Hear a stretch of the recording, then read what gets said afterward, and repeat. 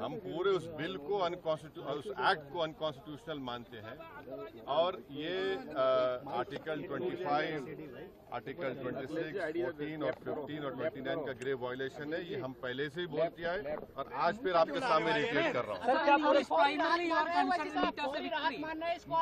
No. See, let us be very careful. The Honorable Supreme Court, as rightly pointed out by my counsel, Mr. Nizam Pasha, the Supreme Court has said that the Central Waqf Council and the State Waqf Boards will not be constituted. Waqf by user cannot be deleted. Now, there are other provisions also, which we as a party have come to the Honorable Supreme Court that calling it unconstitutional. Now, whenever it will be heard, our counsel, Mr. Nizam Pasha, on behalf of me, will be arguing it.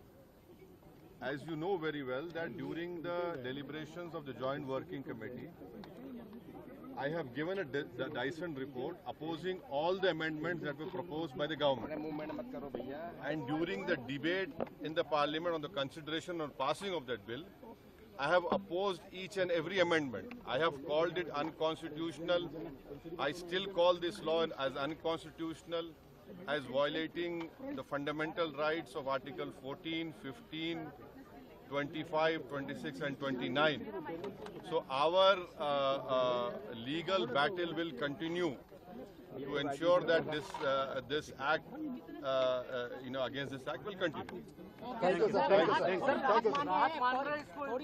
देखिए सवाल देखिए आपको पूरे उस कानून को समझने की जरूरत है। अब 5 साल का मुसलमान प्रैक्टिसिंग रहेगा, 5 साल प्रैक्टिसिंग मुसलमान का तो रहेगा। अब उसको कौन डिसाइड करेगा?